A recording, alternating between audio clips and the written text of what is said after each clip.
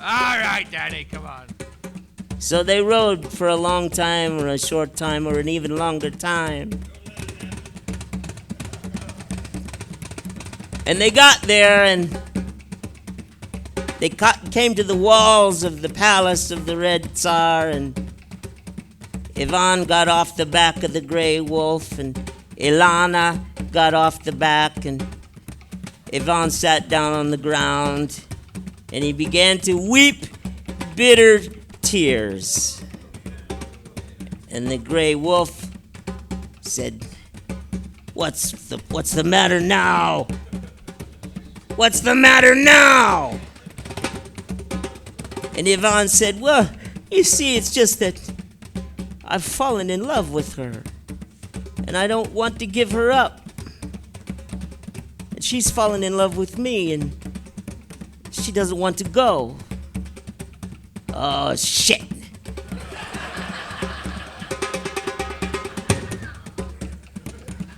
So the gray wolf, he leaped in the air and he came down straight on his head. He struck the ground with his head and transformed himself into the semblance, the perfect semblance of the fair Ilana. Ah. Yeah. 2 for 1. And he spoke to Ivan, said, now you take me in and give me to the Red Tsar, and I'll stay with him and I'll be his wife for 3 days. But on the 4th day,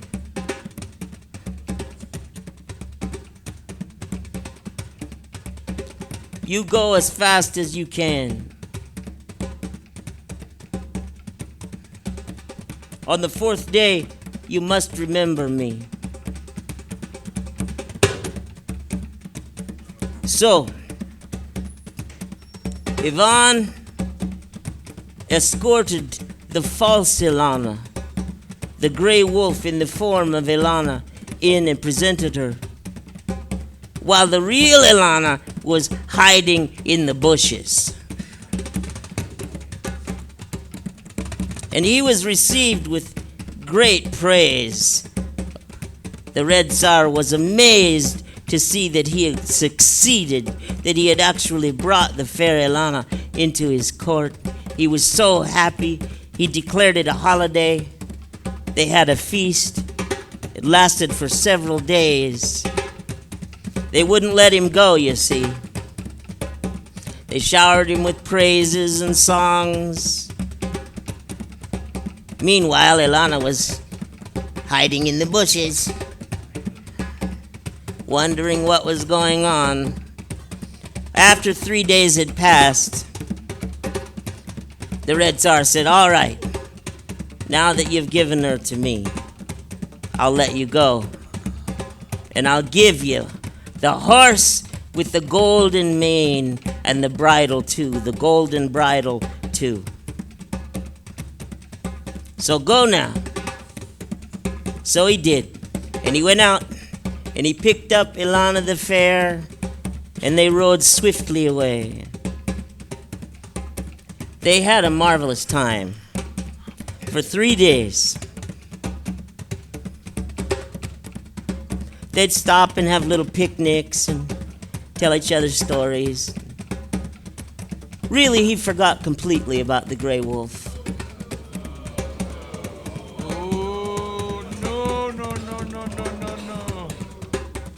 But the 4th day came, and I can tell you, the gray wolf was sick. He was sick to death of this duty that he was performing. The things he'd had to do. Oh!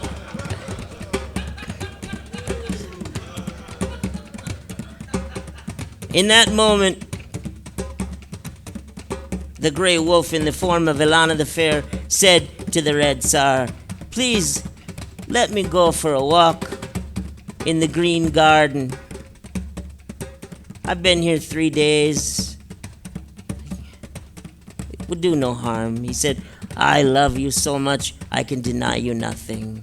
I'll let you go for a walk in the green garden. And so Ilana, the false Ilana, went out. It was the fourth day, and a thought came into Yvonne's head. Oh dear. Where's the gray wolf? Immediately the gray wolf appeared next to them, loping along beside the horse with the golden mane. And he looked up at Yvonne and he said, "You get down off that horse and ride on me, the great gray wolf. Let Ilana ride the horse. You ride on me." And so he did. And they rode along that way together. Ivan on the horse, Ivan on the wolf, and Ilana on the horse. And they made their way to the kingdom of the Black Tsar. And they got there. And he sat down on the ground and he started to weep bitter tears. And the gray wolf said, "What the hell is the matter now? You've got the girl?" He says, "Well, you see, it's just that I've always wanted a horse with a golden mane."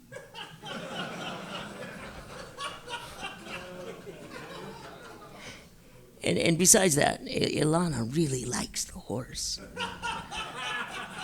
I'm not sure if she'd like me so much if I didn't have a horse like that. "Shit," said the gray wolf. "God damn it!" And he leapt in the air. He came down on his head. He struck his head on the ground, and he turned in to a perfect semblance of the horse with the golden mane, complete with a golden bridle. So Yvonne left Ilana and the real horse with the golden mane hiding in the bushes, and he escorted the gray wolf in the shape of the horse with the golden mane into the court of the Black Tsar, where he was greeted with all honor, celebration, amazement at his accomplishment.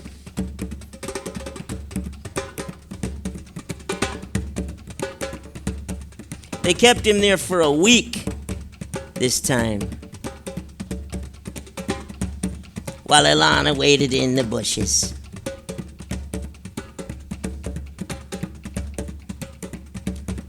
Oh, they had so many songs and so many things to drink. It's impossible to recall it all, but the end of it was this, that the Black Tsar kissed him on both cheeks. "Take the Firebird." That's right. "Take the Firebird in the golden cage." And he went out with the Firebird in the golden cage, and there was Ilana and the horse with the golden mane, the real one. And they rode away.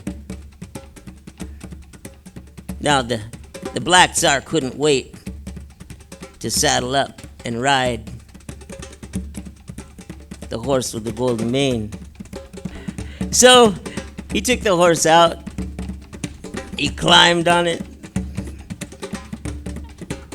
was getting ready for the ride of his life.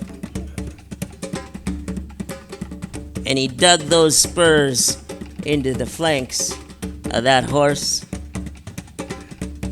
And as soon as the spurs touched the flanks of that horse, it turned into a great gray wolf.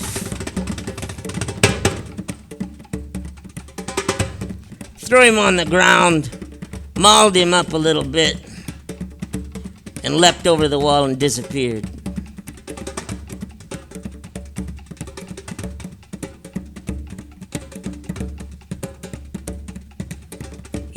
He caught up with Ivan and Ilana, and the gray wolf said, You get off that horse. Climb on my back, the great gray wolf. You ride on me, Ivan. And they rode that way, together, the horse and the wolf, side by side. For a long time, or a short time, or an even longer time, until they came to the very place where the gray wolf had bitten Ivan's horse in half. Do you remember that? And devoured the two halves, swallowed them. And the gray wolf stopped, and the horse with the golden mane stopped. The wolf said, "Now you get off of me. I've done enough for you. I've done enough for you, and we've come full circle. Isn't that right? It's time for me to go. You're on your own now." And the wolf disappeared into the understory of the forest. And Ivan looked up, and he saw Ilana on the horse with the golden mane, holding the golden cage with the firebird, and he didn't cry. He just jumped up on the horse with her, and they began to make their way back to the kingdom of the White Tsar.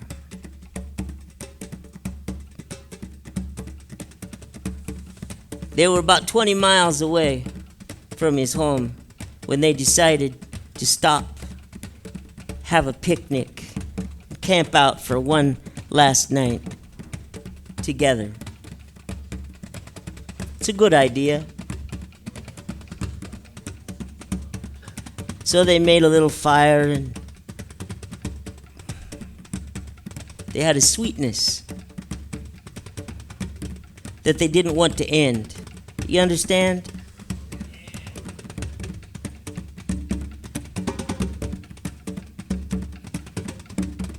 And they fell asleep that night, entwined in each other's arms. In the twilight, they lay there. The little fire, the horse with the golden mane, and the firebird in the golden cage. And who should be happening by? Dmitri and Vasily were returning home to the kingdom of the White Tsar with empty hands, empty hands, empty hands. Oh no. And they saw this horse with the golden mane, and they saw the firebird in the golden cage, and they saw by the fire the lovers entwined in each other's arms. And they strode into that camp, and Vasily took out his sword, and Dmitri took out his sword, and together they plunged the tips of their sword into the heart of their youngest brother, Ivan. And not only did they plunge their swords into his heart, but they began to dismember him completely. They chopped him up into 10,000 tiny little pieces. About this time, Ilana woke up. She saw what had happened, and she looked at these two men, and she said, "Cowards! Cowards!"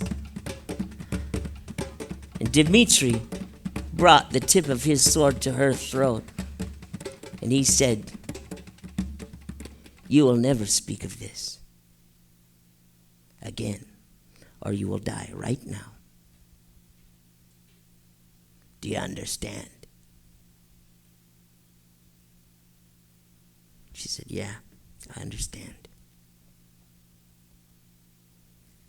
So then Dmitri and Vasily made a deal.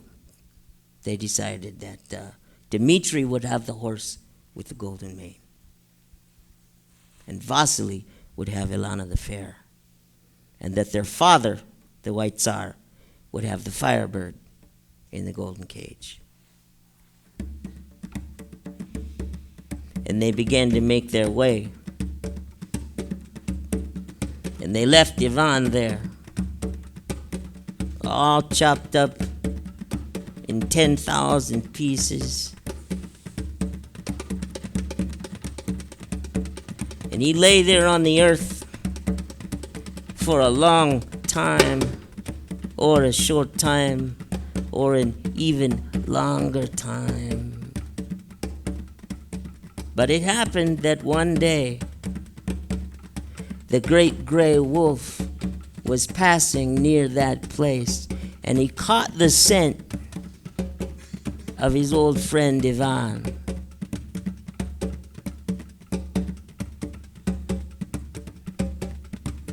And he followed it. And he came and he saw the shapeless mass of flesh and bones that was his former friend lying there.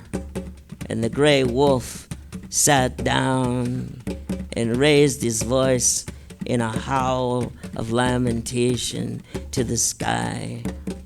And he wondered, what can I do now? What can I do now?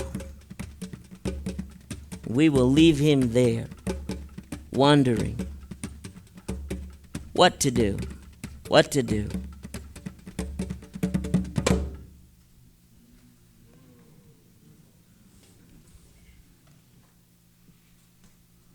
So we're going to feed the story now.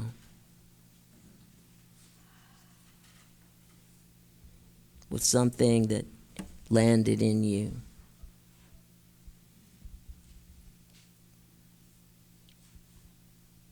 So kind as to remind me which brother was the oldest of the two? Dimitri's the eldest. He got the horse.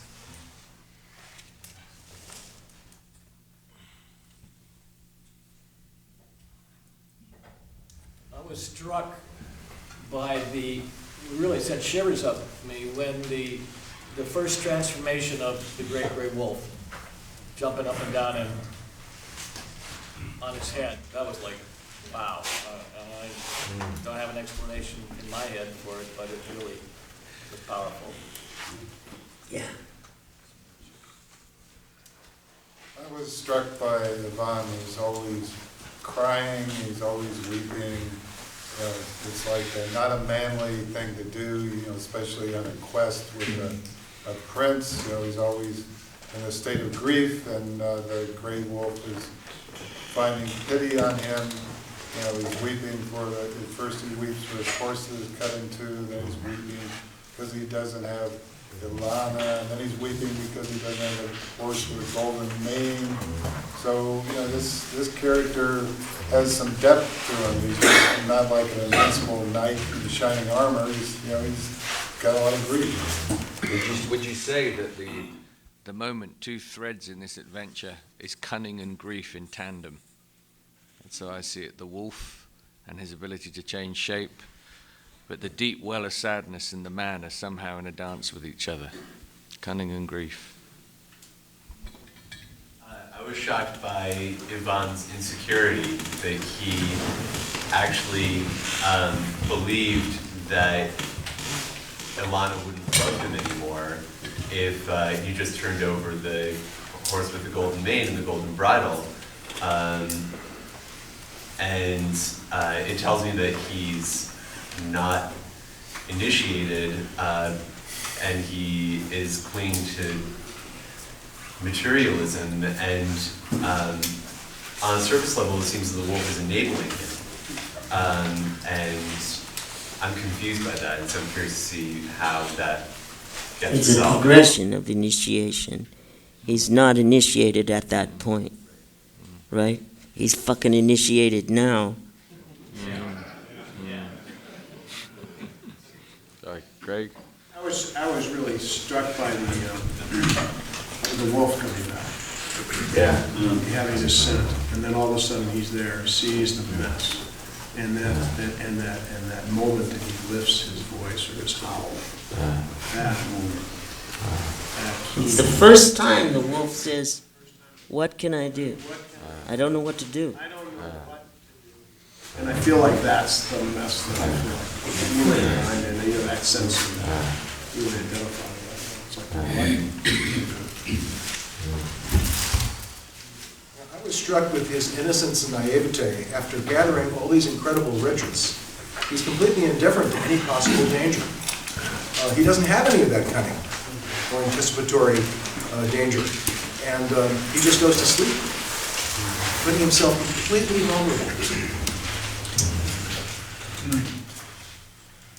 I'm just feeling overwhelmed about the utter betrayal that his brothers did by writing up, seeing what he has collected, and feeling, I guess them feeling so anger at their little brother or jealousy that they had to murder him and take everything just so they could feel bad. I don't know.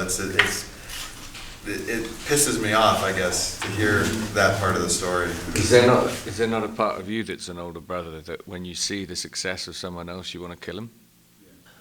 Part of me. Yeah. And how many times have we, gotten the golden feather, ridden the wild gray wolf, and somebody kills us? Because they see that we're carrying that resonance. Yeah, I guess just going that far is what angers me so Yeah. much. Yeah, it's an outrage. Yeah. It's an outrage. Yeah. This might be a small detail, but I was surprised that the wolf was somehow pissed that Yvonne wouldn't ride him, was riding the horse. It was some kind of a jealousy or something. It didn't seem like... Oh, no, that's a beautiful thing. I love that part. That's a gorgeous thing. Yeah, you don't belong on the fucking horse. No. You ride on me. Isn't it funny? There's a horseback in the story. There's a horseback in the story, but it's been sort of sung into life by, again, cunning, grief, and the myth world. And suddenly there's this thing back, but the wolf is still capable of jealousy. Sorry, you at the back. So. Yeah, I don't know if, I'm not sure of the psychological significance, but just I was reminded when the wolf transforms from the golden horse, or the horse with the golden mane, back into the wolf with a single kick of the stirrups. Largely in part because of this conference, I last fall purchased a horse. And so I'm learning how to ride and how to take care of him and all those things. So this last weekend I was at a horse clinic down in Tennessee, and I didn't bring my horse, but somebody let me use their horse, and we were learning, and they were showing us this thing where, okay, first you raise your stirrups out wide, and then if you give it a pretty good kick, after a while, all you have to do is raise your stirrups enough, and then the horse will take off. So we were learning that. A new horse to me, day one of this clinic, I put my stirrups out, and I give this horse a kick, and I got fucking ejected, man. This horse bucked. I mean, it kept fucking, I didn't even know what happened. I raised my legs, next thing I know, I was like 3 feet away from the dirt. I tucked my head, I rolled, I tumbled, I got up, and this horse is bucking around, so it's like, that struck me with the story. It's like, I was there 3 days ago. That's great. That's great. Do you remember the times in your own life where you thought, hey, I've ridden the wolf for a while. I've allowed recklessness and cunning to be my guide. I think I can put this down now. I think I'm safe. I'm almost home. I'm gonna get that tenure as a professor soon. The wolf doesn't fit anymore. I'll lower my guard and maybe have a picnic and go to sleep. I was surprised that there were no repercussions for forgetting the wolf. And I was also surprised that the red and black czars, I was expecting them to pursue. Yeah. The wolf came right back to him and said, no, they forgot. Elena remembered, or Ilana remembered. No, he had us talk. But Yvonne didn't remember. Yeah, he did. He did. She did? He did. He was late. You're right, he was late, but he had the thought. But he remembered the wolf, and as soon as he thought of the gray wolf, it appeared. Yeah. Tim. I was was just struck by the beauty of the image a couple times that you said it.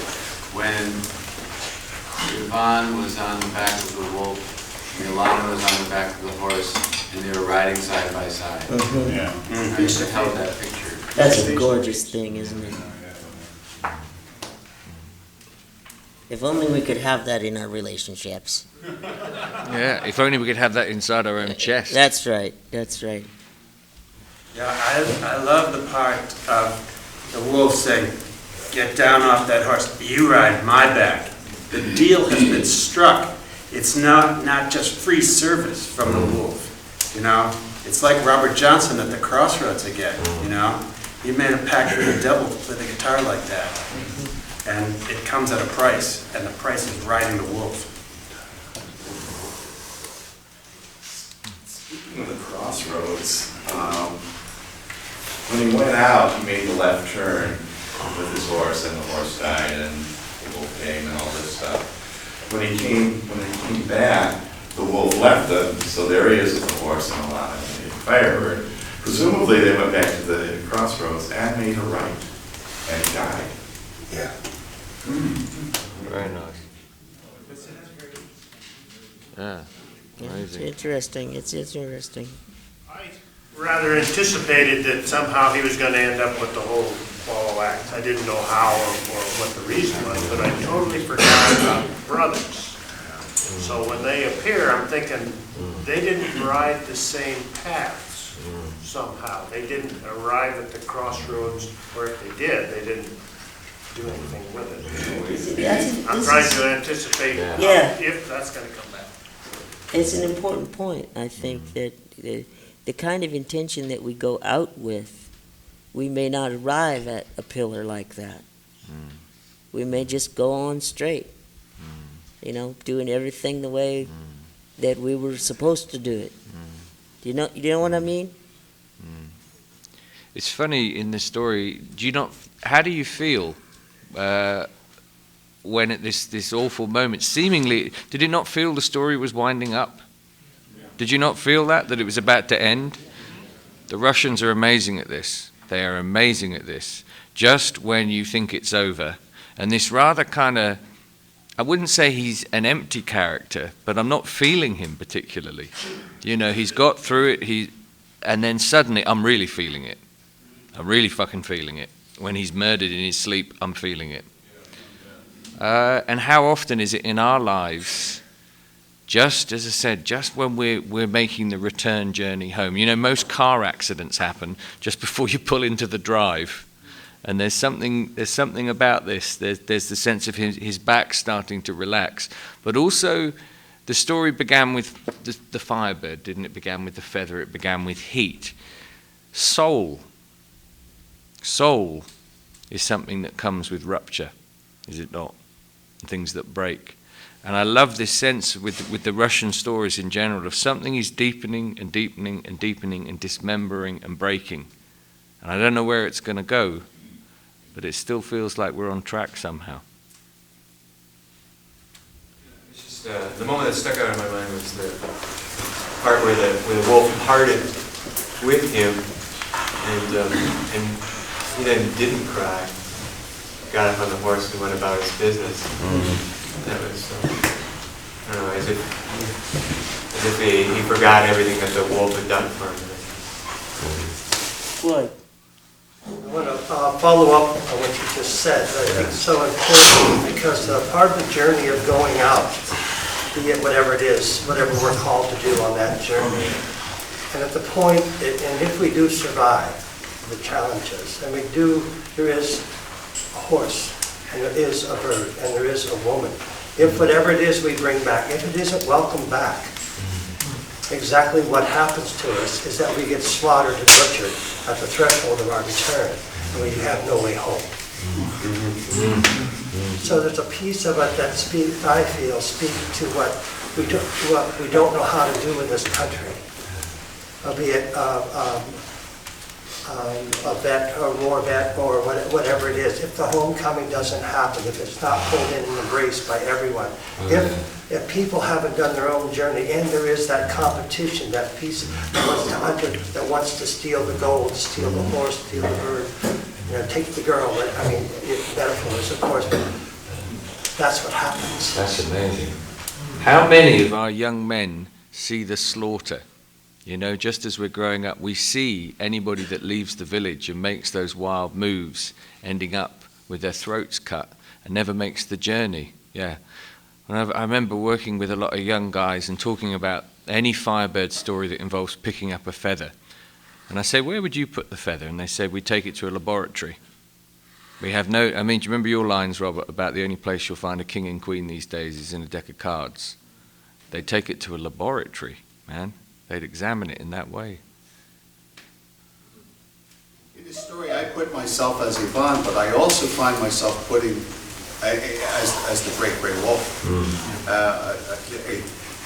I am feeling hell on both of those things, and I really like the image of the part of me, Yvonne, that has a thought, and I fuck up, and the part of me that's the wolf that can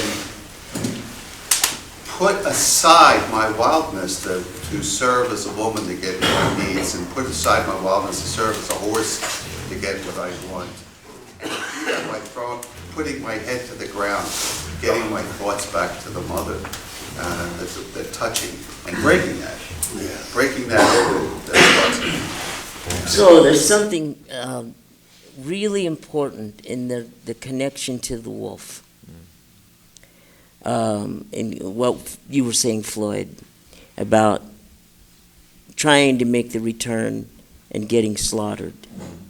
And if you don't have this connection with something beyond yourself, something out there that you have served, right? That you've formed a relationship with, then, you know, there isn't going to be a magical bird that comes and hovers over you. There isn't going to be a wolf that comes and cries out grief and asks what to do. You know, that's it. It just ends. So we really have to figure out ways. This is what initiation is about, is forming this relationship with something out there that will remember you. Remember you. Get it? Yeah, rather than dismember. Tim. I think it's important. In the story you said he jumped up. The wolf jumped up. This wildness jumped up and landed on its head. Struck the ground. Struck the ground. So the wolf, the wildness, the ferocity, was willing to sacrifice some of its ferocity and be stunned in the head so it can be live domesticatedly for you.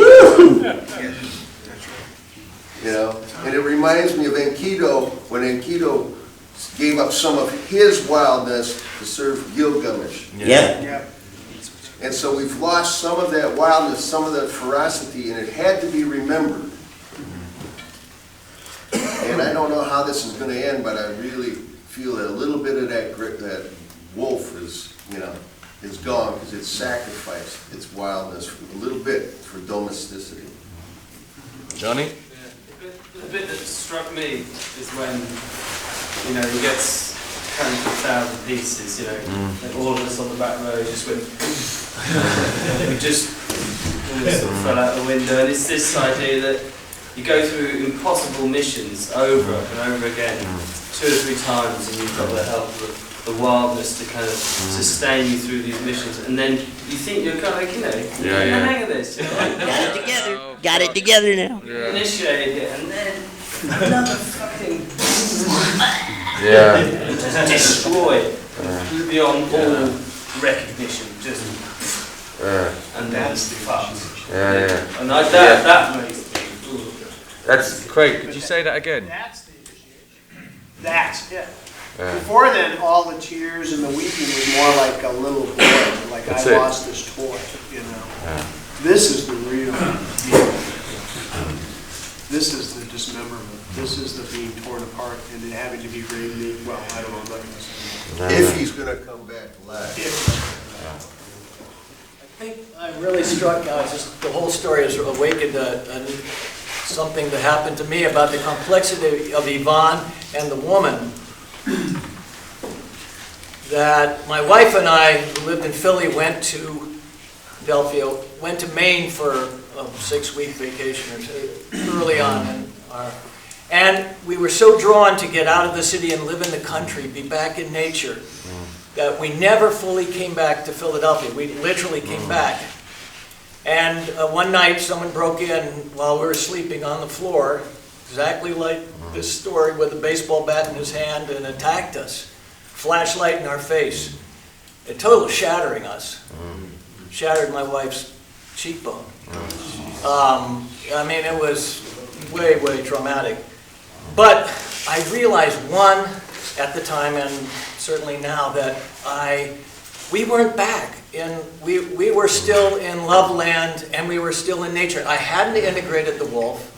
I hadn't kept that great gray wolf consciousness, alertness, awareness of where I was now.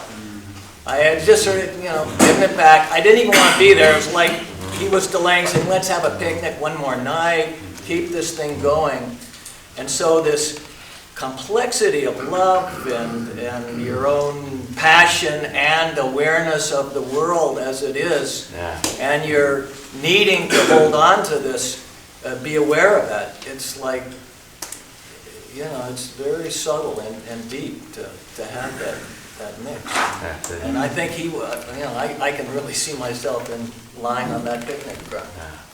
What hits me is no matter what you accomplish or gather in your life, that if you fail to pay attention to where you come from or what's been, it matters not. I want to say something about this idea of initiation and the idea that it's only initiation if he is brought back to life. And I want you to tell the story. Is that Martin and I are actually writing a book about initiation. It's going to be based on this story. So we've talked a lot about this, and I want you to tell the story about the guy that called you up and wanted to guarantee that he would go through the initiation, but he would be completely safe. Okay? Would you just tell that? Well, you've just told it, but... No, come on. Man, isn't it funny? I mean, we're sitting here and it's 2008, and in 1988, you guys, most of you were in here toughing this stuff out, and it's just as relevant and just as important right now, if that, probably more so. Now, just as a simple thing, I had a phone call late at night, and a guy says, well, I'm interested in your initiative, this is the English, I'm interested in your initiatory work, Mr. Shaw. I would be like, I'm not willing to go without food. Let's establish that right away off the bat. Off the bat, I'm not going without food. And I need to feel held. I need to feel held. And that there's something in you that's making me uneasy. Terribly uneasy. You're a bit wolfish. So would it, I need to know I'm going to be perfectly safe. And what would be wonderful if you could email me the day-to-day experience so I can read on a piece, so know what I'm buying up for. And I happened to know that I'd lent him a Joe Campbell book. And I said, Joe Campbell talks about initiation. Let's go to page number page 82. And he opened it up, and there was a black and white Aboriginal picture of a group of men in a circle, and every third or fourth man, there was a white stick sticking in the ground. And I said, are you looking at the picture? And he said, yes, I think I am. It's extraordinary the things these ethnics do. And I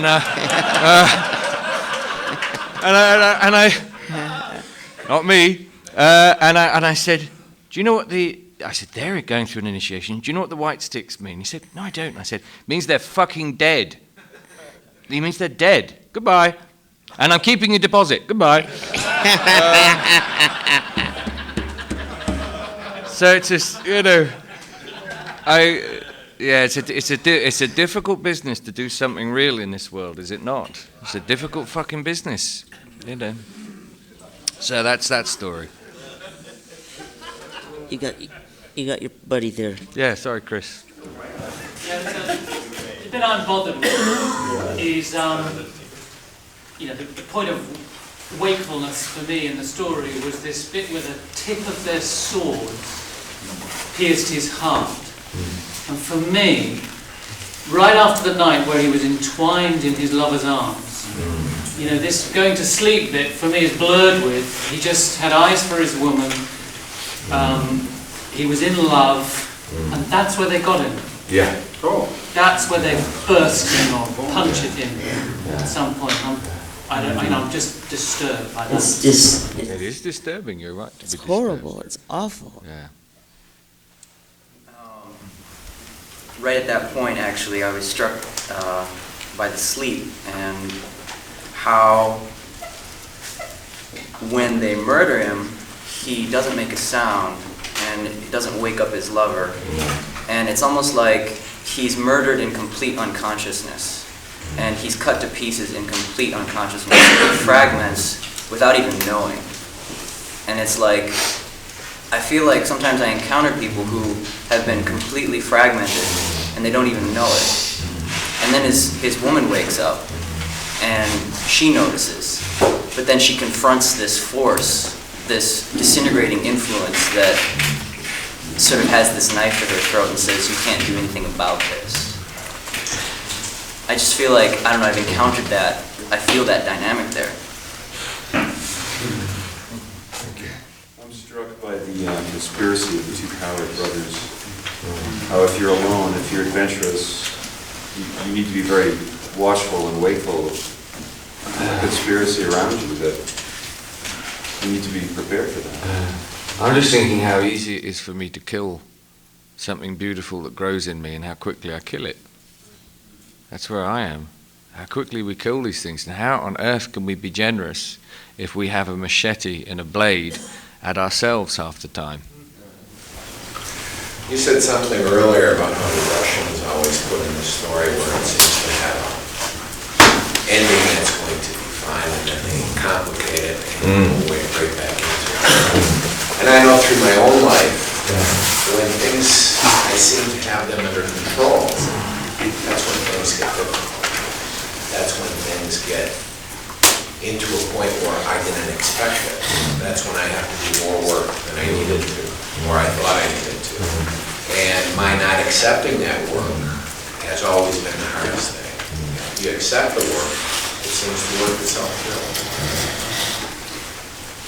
I'm struck by the receiving of gifts and the need to disguise the gifts. He goes on this journey and he aligns himself with the wolf, who leads him to these wonderful gifts that other people have wanted. And when he sees them, he finds that he needs to keep these. But the only way to keep them from the outside kings, is to disguise and put something else in the way, to hold back the true gift and put out something that looks like the true gift to the king, to trick the king into taking that, so that the true gift can be kept for the self, for Ivan. That little piece of it really catches my mind. That again, it opens up another idea about generosity for me. I think that the idea of sort of the spiritual guy giving everything away has to be kept in a fairly sharp accord with different impulses in the body, and you can hit that ecstasy button, and if you try and live that out in a world, you can get very hurt very quick. And what I'm loving about the stories, and we're in love with stories, this is patently obvious, and it's this idea there's an enmeshment, there's a complication. There's a whole court inside us, and the spiritual seeker is only one of a number of characters inside us. Mm-hmm. And this whole story is talking about living in the tension of the dialogue between these characters. There's part of you that is absolutely hermetic, and that hermit carries your inner life, but you also need to be connected to a king. And you also need to be connected to a magician, so it knows in you when you're talking to someone else, am I blessing someone or am I enspelling them?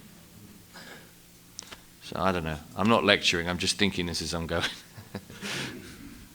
You know, she's been reduced to just being cattle. You know, she's now the brother gets her like she's a piece of meat, and that really. I wish she'd pull out a Glock and blow them both away. You know? I wish she would come to that fighting woman that we know about.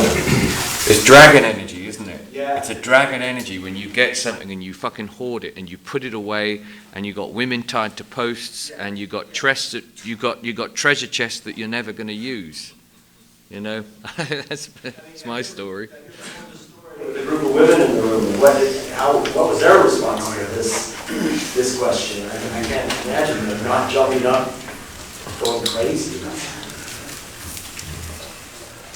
Go for it, Floyd, go for it. There's something about a lot of, you said me first? Yeah. There's something about a lot that's really important, especially for someone on the journey, and that's to have a sense of beauty in whatever form, whatever that looks like. Yeah. That sometimes no matter how bad it gets, or whether we're riding a wolf or whatever's happening, or whatever treachery's around us, whatever koan we need to solve, that sometimes that all, like what Maladoma says, the only thing we can turn to is beauty. That's the only thing left when it gets so bad. So it's important to have some sense of connection, I don't know the right word, but somehow have a sense of what beauty is in the world or in us, or whichever way you want to look at it. She's very important. She doesn't need to do anything more than be beauty in that regard, because it's something that can allow me to see the other part of all the darkness inside, that can be inside, that there's something out there. Yeah. There's something about this image of them with the firebird and the horse with the golden mane entwined in each other's arms, that it feels like they're in the garden. It's a garden moment. And those are very precious moments in our lives. So the betrayal, the violation of that moment feels doubly horrific. Robert. The sudden death of those two, is it possible that there's some longing for the mother that was a little too early? Some connection, longing for the mother at inappropriate time? I'm running that through.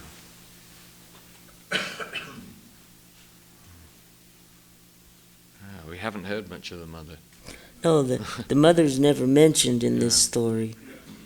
But I think it's possible that there is a longing in Ivan. Ilana does not die, but she's captured. She's basically imprisoned now, and Ivan is murdered. And it may be that there's a longing for a connection to the feminine in him that the elder brothers have noticed, and they hate him for that. And so a longing for the feminine without the wolf in tow is dangerous. A longing for the feminine without the wolf next to you is dangerous. And that garden is the feminine. The garden is the mother. I was struck, and it amazes me, I was, this idea of he was hoarding these things, I also know that you have to hide your treasures in the bushes for a little bit when you receive them. If you show them off right away, this is not good for me, at least. I was just reflecting on this because I've been instructed when you have some kind of vision or a spiritual experience, hold that, let it become you for a little bit. Take some time to reflect on that before you share it out with people. And I was telling someone about that, and it comes from a Christian tradition. I said, just imagine if they'd taken Jesus off the cross, and instead of going to the tomb for three days, he said, I'm alive again. They would have nailed him right back on the cross again. Oh, you're alive again? Let's see if we can do that again. That was cool. you have to sometimes let these things take a few days. In the rites of passage work, certainly in this country, and I know right in this room now, we've got a hotbed of experience when it comes to initiatory work. When you fasted for 4 days and nights, you get one hit to tell your story at length and deeply to a group of people that A, went through it and experienced people around you, and then for a year, zip it. Not a thing. Because sooner or later you will be in a bar and you'll have had that second beer and you've got to go, look, Barry, I just got to tell you about this thing that happened. And do you know what? Do you know how he will respond? He will listen and he will say, I'm so pleased for you, Robert. And you're fucked. I am so pleased for you. And you will literally feel something, this kind of gold pirouette out of your mouth and land on the ground. They won't receive it. They won't receive it. And you'll lose it. Yeah. If you had a baby, if you had a freshly born, gorgeous little cheeky-faced baby crying the tears of the grief of the world, would you carry it round to everyone naked and go, well, you look after it. You have it. You need to take these things into a dark place where there is plenty of soil and maybe not much light and just a couple of candles. So we say these words from Goethe all the time. Tell a wise person, or else keep silent. Because the masked man will mock it right away. You need this fucker tattooed. You know, Yeah, we'll do it yeah. outside. We'll have a pigeon skull and some green ink, and we'll put it on our tattoo it shoulders in, when we yeah. leave. The $1 million question. How do you guys think about this? The $1 million. I'm hearing this all the time. Is how are we going to reintegrate what we're getting here? And as Malidoma said perfectly, this is a Sunday question.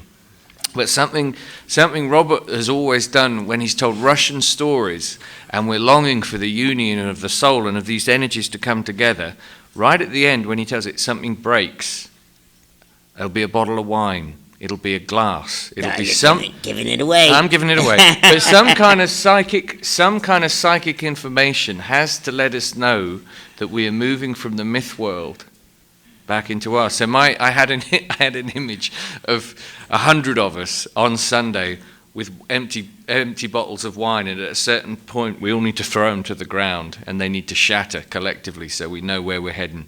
The soul gets the message. It's just a thought. That's a good thing. I like that a lot. Well, Yvonne had everything you could ever dream about. You know, the horse, the golden cage, the firebird, the woman, the bridal, and that he didn't pay a sacrifice in some way. I mean, it had to be equalized out. I don't know if I'm seeing that right, but it was too good. It was too good. He had all the stuff. The way this world is. He didn't pay his full sacrifice for it. And I don't know if him getting dismembered was some sort of sacrifice or not. Might be. I love the fact that it's only now something from the animal powers can save him. I just love that. Something has to break open in him, some rupture has to come, and it's something from the animal powers that will save him. We recognize all of these beings as being present inside of us. Once the uninitiated male in us has been chopped to tiny little pieces, has been completely dismembered, what we're left with at that point, until the initiator intervenes, is an oppressed female, which seems to me could become and often does become the primary manifestation of that man, or the tyrant, the killer, the murderer, the asshole man, Dmitri Vasily. That can become the dominant mode. Only the wolf can actually bring forth a whole man, and then we can integrate these pieces in a way where they can all manifest in a positive way. It's a big idea. I can't believe the wolf doesn't know what to do in the end. He's the wolf. He's the wild wolf. And he's always known what to do. And it's like this transference of Ivan where he's not able to do anything. He's stuck. And to me, it's like, What's up with the wolf? The wolf is broken. The wolf done. How are we doing for time? You guys are great. Yeah. You're doing a fantastic job. So thank you very much. And we'll find out what happens tomorrow.